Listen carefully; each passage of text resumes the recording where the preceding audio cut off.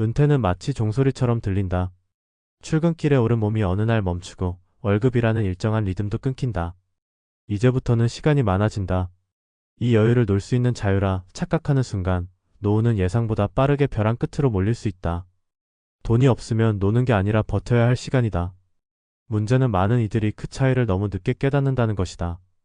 은퇴 이후의 삶이란 단순한 휴식이 아니라 수입 없이 매달 수백만 원의 고정 지출과 싸우는 생존의 시간이다.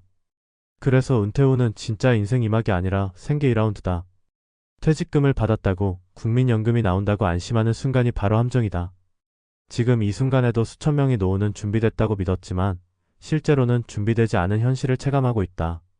아래 세 사례는 그 냉정한 현실을 보여주는 동시에 우리는 무엇을 놓치고 있었는지를 되묻게 한다. 첫 번째 사례는 서울 구로구의 전직 전기설비 기술자 이정호 씨 이야기다. 오랫동안 중견기업에서 일해온 그는 퇴직 직전까지도 별다른 위기의식이 없었다. 매달 국민연금 예상액을 확인하며 이 정도면 노후도 그럭저럭이라며 안심했고 퇴직금도 1억 원 가까이 나왔다. 은퇴 후엔 건강도 챙기고 하고 싶은 취미도 배우며 살고 싶다는 바람도 있었다. 하지만 은퇴 후 1년이 지나자 현실은 완전히 달랐다. 아내가 지병으로 수술을 받게 되면서 의료비 지출이 커졌고 주택 유지비와 각종 공과금, 자녀 학자금 보증 등으로 퇴직금은 순식간에 사라졌다. 결정적인 건 예상했던 국민연금 수령액보다 실수령액이 훨씬 적었다는 점이다. 건강보험료를 포함한 각종 공제 항목이 생각보다 컸고 매달 들어오는 연금이 생활비에 턱없이 부족했다. 그 결과 그는 다시 현장 일용직으로 나가게 됐다. 노후에 쉬고 싶었던 바람은 사치가 되었고 현실은 하루 벌어 하루 버티는 고단한 생계였다. 이정호 씨는 노후에 놀기 위해선 그 놀기 위한 비용부터 계산했어야 했다며 고개를 떨궜다.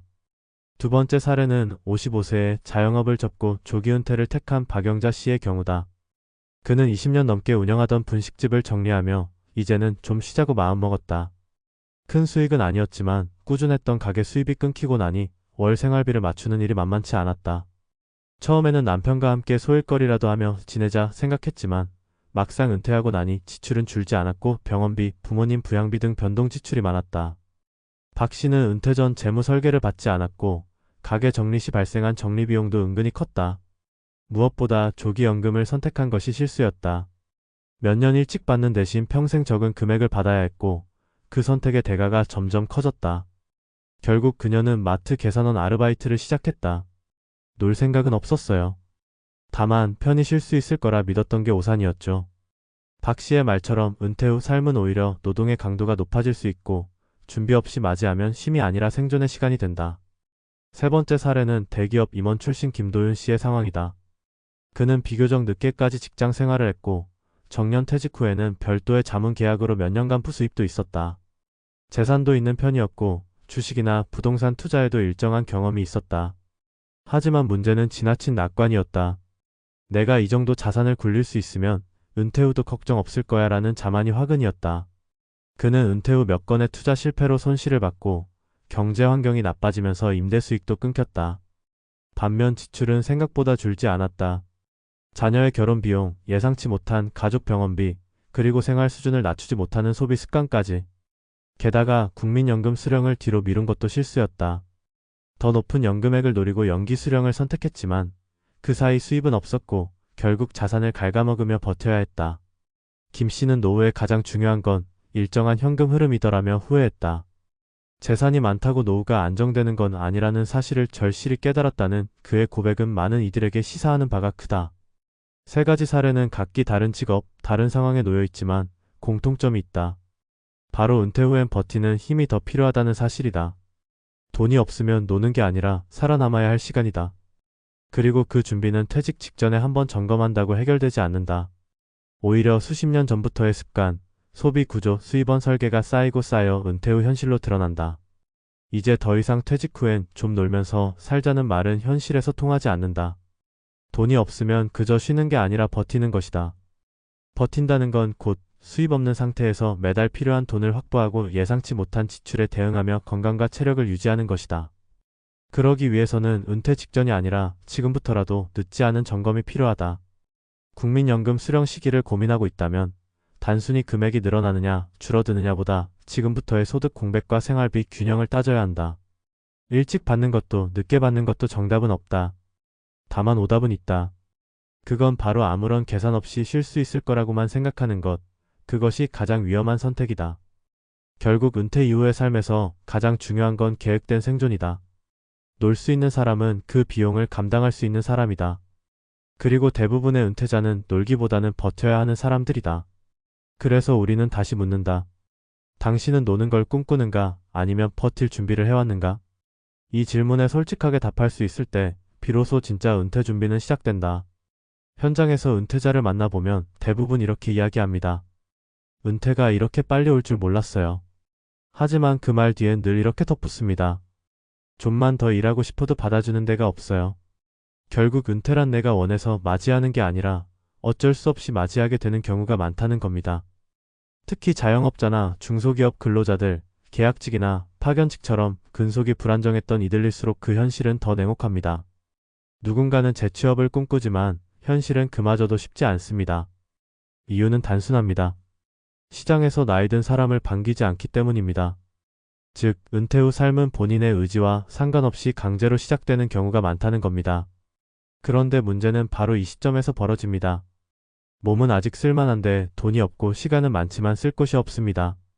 마음은 여유를 원하지만 현실은 버티라고 말합니다. 그래서 은퇴 후는 결국 생존의 전략이 필요합니다. 여기서 중요한 게 바로 수입의 지속성입니다. 국민연금이든 퇴직연금이든 어떤 형태든 간에 매달 꾸준히 들어오는 돈이 있어야 버틸 수 있다는 거죠. 그런데 많은 분들이 여기서 착각을 해요. 연금이라는 게 자동으로 들어오니까 무조건 안정적일 거라고 믿는 거죠. 하지만 실제로 받아보면 그렇지 않습니다. 공제하고 나면 예상보다 훨씬 적게 들어오는 경우가 많아요. 그리고 그 금액으로 생활비, 병원비, 각종 세금, 경조사비까지 충당하기에는 턱없이 부족합니다. 그래서 연금만으로는 버티기 어렵다는 말이 나오는 겁니다. 결국 뭔가 다른 수입원이 필요하다는 이야기인데요. 문제는 이걸 은퇴 직전에야 깨닫는다는 겁니다. 이미 시장에서는 환영받지 못하고 준비해둔 자산도 부족한데 그제야 뭔가 해야겠다는 생각을 하면 늦습니다. 그래서 저는 늘 이렇게 말합니다. 노후는 노는 시간이 아니라 견디는 시간이라고. 그리고 그 견딤의 핵심은 현금 흐름입니다. 은퇴 전엔 월급이라는 흐름이 있었고 그 흐름에 맞춰 삶이 돌아갔죠. 그런데 은퇴하면 그 흐름이 끊겨요. 그러니까 무슨 일이 벌어지느냐 하면 돈을 쓰는 감각은 그대로인데 들어오는 돈이 줄어드니까 점점 마이너스로 빠지는 겁니다. 이걸 많은 사람들이 버티면 나아지겠지라고 착각해요. 하지만 버틴다고 좋아지는 게 아니라 점점 상황이 나빠질 수 있어요. 그래서 은퇴 후에는 오히려 적극적으로 뭔가를 해야 해요. 작은 일이라도 좋으니 수입을 유지할 수 있는 구조를 만들어야 하고 이미 확보한 자산이라면 최소한 그 자산이 버는 구조로 전환돼야 합니다.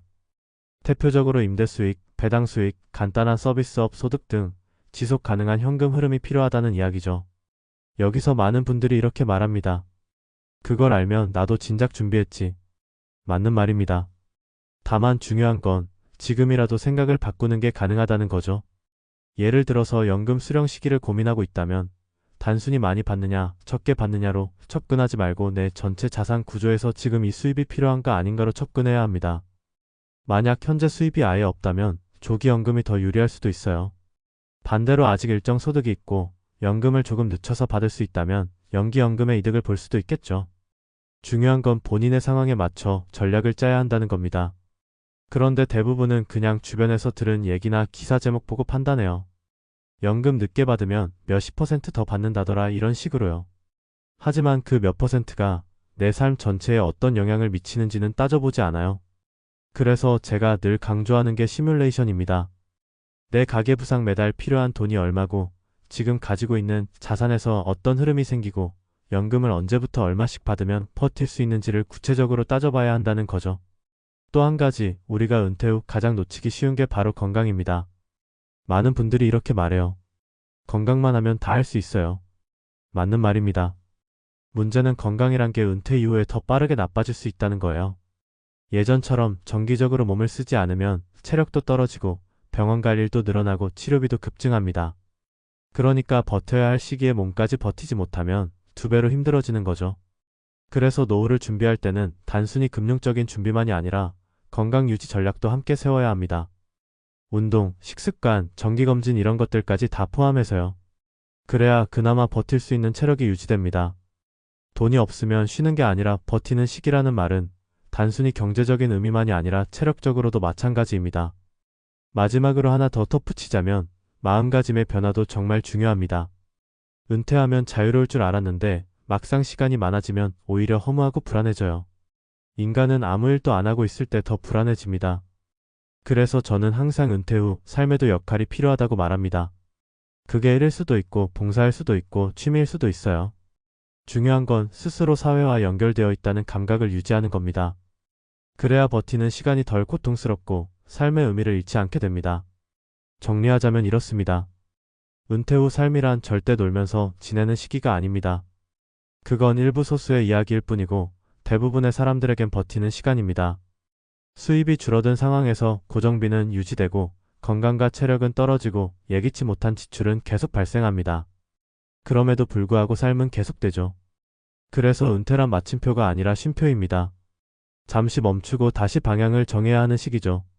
돈이 없으면 노는 게 아니라 버텨야 할 때라는 이 말, 지금 이 순간 내 삶에 그대로 적용되는 말일 수 있습니다. 그러니 제발 너무 늦기 전에 진짜 버틸 수 있는 준비를 시작하시길 바랍니다.